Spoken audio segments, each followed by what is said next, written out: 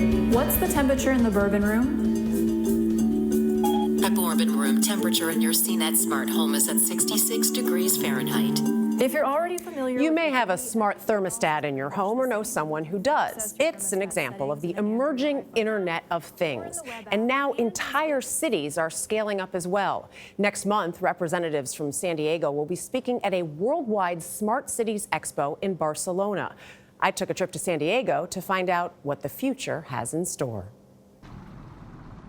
With a skyline that rises above the bay and a border that stretches along more than 20 miles of the Pacific Ocean, San Diego's natural beauty is apparent.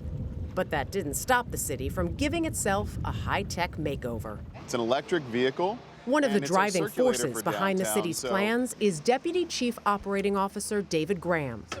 We spoke in a Fred, the ride-sharing service that's free everywhere downtown. How has San Diego changed over the last few years?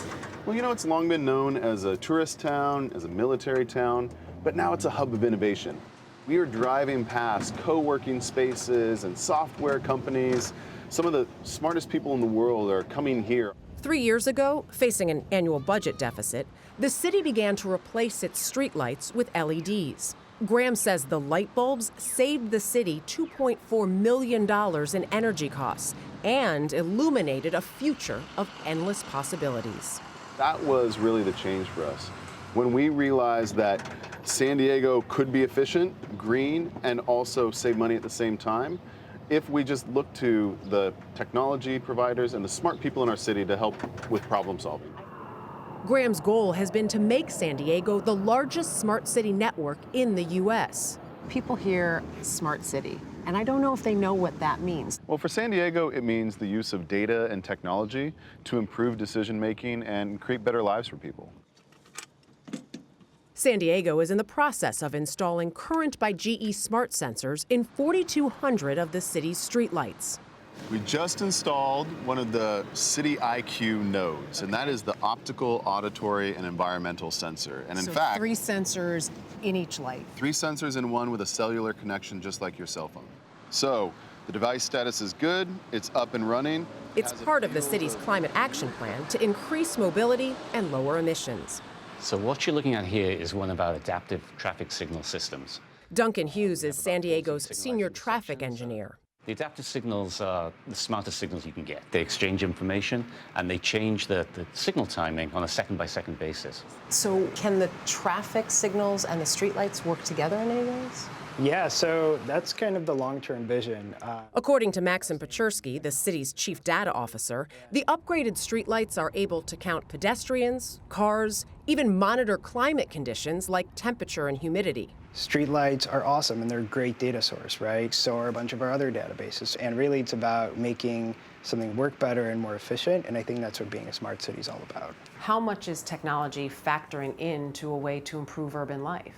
I think it's a huge part of the conversation. Again, Laura Bliss is a staff writer for CityLab, a website that reports on cities of the future. In 2018, the smart cities industry was worth $81 billion. So there's big money out there and a lot of conversation happening between public and private. Smart cities can be found across the country.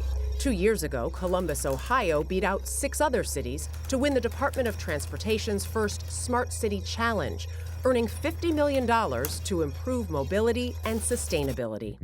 The city of Atlanta has installed smart sensors along its North Avenue corridor, and the city is one of 93 municipalities around the country using ShotSpotter. The application allows sensors to detect gunfire in real time, connects to 911, and alerts police patrol cars. And Toronto is working with Sidewalk Labs, a sister company of Google, on an ambitious project to build a 12-acre smart city neighborhood from the ground up. The company says the data it collects will be used to improve public life. But last week, a key advisor resigned from the project because of concerns over how that personal data will be protected. And the promises are great, more efficient, more affordable, happier, healthier lives, but they haven't really answered questions about what's going to happen to that data, right? Who's going to get to hang on to it? And given that this is a relative of Google that makes its money off of our data, I think there's some really legitimate concerns there. I have to think, though, that there are people out there that think Big Brother is now watching from those streetlights. What do you say to them? Yeah, well, think about this. That rewards card that you swipe at a store, the search that you do on the internet is telling people a whole lot more about you and your preferences than a streetlight ever could and would. And so we use analytics from the information to really protect people's personal data and information, but provide the services that we know a smart city needs. And while privacy concerns aren't going away, And paper neither is the for record technology. So the next big horizon, I think, for us is how do we take the underserved neighborhoods, those that have the most difficult issues? How can smart connected technology help improve your lives? Because if you forget about the people, you've missed what it is to be smart. That's a really good point. Yeah, those are the two big things. The privacy concerns, obviously, but also you have to bring this to people who are not at the wealthiest level. They're trying to do that in Columbus with bus service and improving that speed of traffic, but you've got to remember everyone in all of this. Yeah, and as Nick Thompson alluded to, data is essentially power in this whole artificial intelligence thing, but it also creates all these issues like privacy. Right, and people want to know, is it analytics, you're just one of many, or do they know the very specifics about you? And we don't know that.